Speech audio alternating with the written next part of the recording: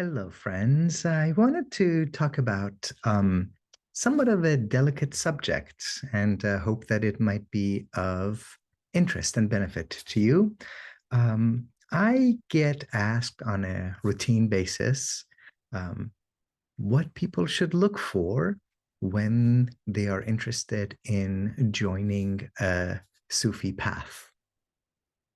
And for all the reasons that you can imagine, that's a really private and personal question. It's kind of like if someone was asking you where they should live or what they should do for a living or whom they should befriend or whom they should spend their life with. Those are also very intimate questions. And of course, the path that we walk to get closer and closer to God is the most intimate, the most personal, and the most consequential of um, inquiries. So I make a point never of um, assuming a one size fits all answer. I find it sometimes a little dubious when people are pushing their own path, and in particular, perhaps pushing their own teacher. And I think you probably have seen this people that have a sheikh, a peer, a baba, a guru, um, and you spend 5 minutes with them, and it's always like my sheikh this and my sheikh that, and even worse, my sheikh could beat your sheikh, and my sheikh is more luminous than your sheikh. Um, and I think sometimes when you hear that, yes, there's a sense of exuberance and excitement, and maybe even a sense of discovery that they have had. And out of love, out of all the best of intentions, they want to share that with you. But of course, to be on a path is to have the ability to step beyond one's own experience and to look at things not just from one's own vantage point, but from somebody else's point. Really, the key question is not what has been right for me, but what might be right for you. What is it that could help you come closer to Allah? So there's a couple of main points that I wanted to share. Um, One of my teachers always recommends for people to take up to 2 years to sit with the teachings of a particular teacher, to examine their own heart and to see if those teachings make them kinder, gentler, if they bring them closer to God. And 2 years is it's a very patient approach. Sometimes you get to see spiritual teachers or people who claim to be spiritual teachers, and there's this rush to collect disciples. I was joking with a friend recently that said it reminds you a little bit of the old Pokemon cards. Gotta catch them all, gotta collect them all. And in fact, from time to time, you see some would be teachers who seem to be in an awful rush to collect more and more disciples, students. Um, Perhaps you want to take that with a grain of salt. Uh, a real teacher always sees her own role, his own role, as being a midwife.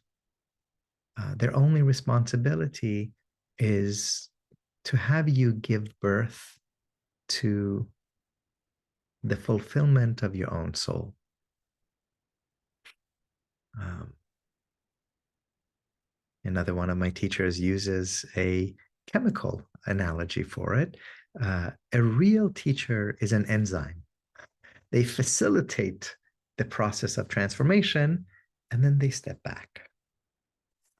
So a teacher, perhaps paradoxically, always offers uh, unconditional love and support. They are with you and you sense their presence not only in this lifetime, but in the beyond. And at the same time, simultaneously, they also do not insist on you remaining subservient to them. They recognize that their task is to teach you the art of divine presence. Their job is to teach you a craft, and the craft is mastery over your own heart.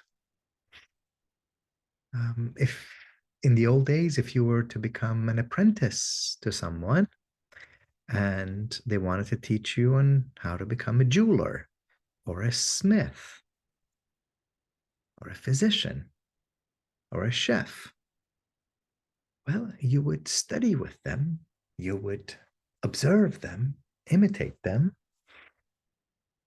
until the point where you had achieved mastery over that craft, and then you would set out on your own, always with love and respect towards your teacher, but you would not always remain an apprentice. Something similar to that is also at work on the spiritual path. Be weary of someone who has gotten extremely accustomed to seeing themselves exclusively in that role of having hierarchical authority over you.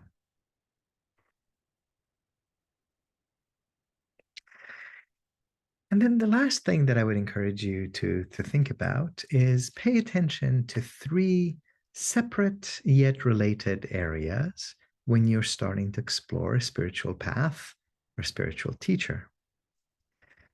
Pay attention to the teachings. Do these teachings speak to your heart? Do they draw you in?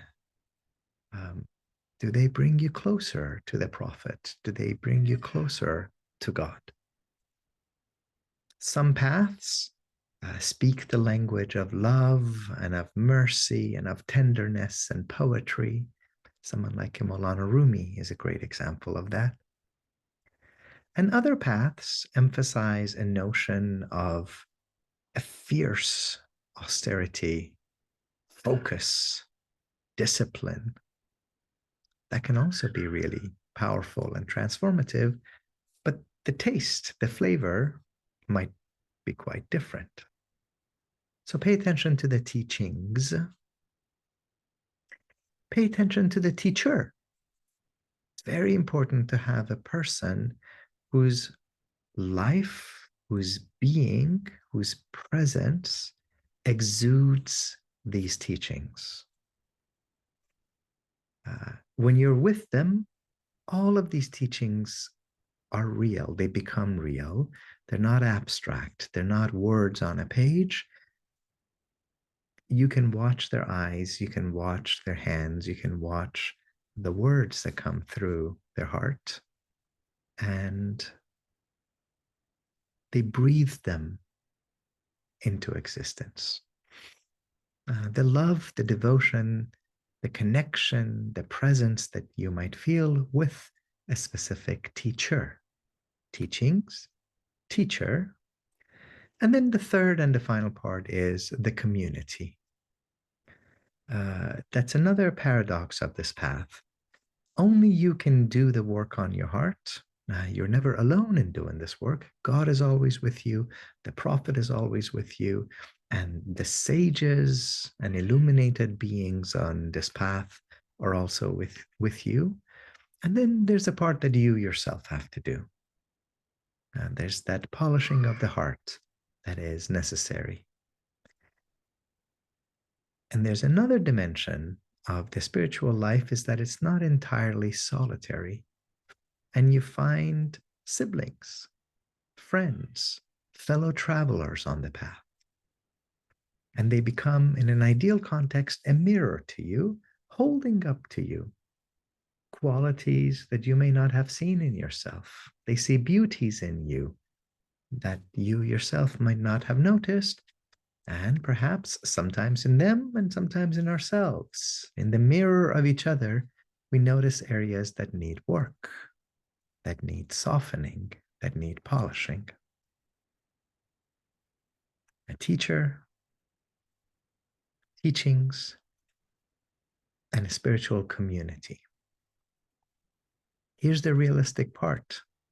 We would love to have 3 out of 3. We would love to have all 3, the teachings, the teacher, and the community. Sometimes it doesn't happen like that. Sometimes you might find that you love the teachings, you love the teacher, not so sure about the community.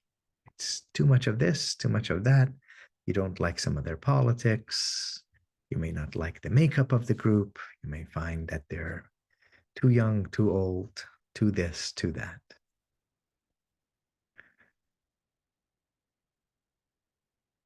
This part is personal, but my own limited, flawed, finite experience is if you have to compromise, do not compromise on the teachings and do not compromise on the teacher. Those 2 are really lifelines for you. And then work on having a sense of community. If that happens to be within the context of your spiritual community, beautiful.